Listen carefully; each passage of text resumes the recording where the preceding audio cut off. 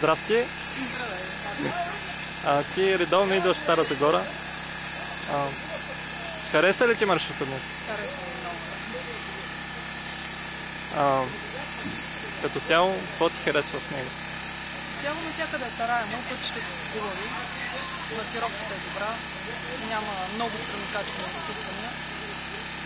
И е приятно за каране. Губила ли си се някакъв? Не съм. Аз да попитам. То трасето тази година е ново,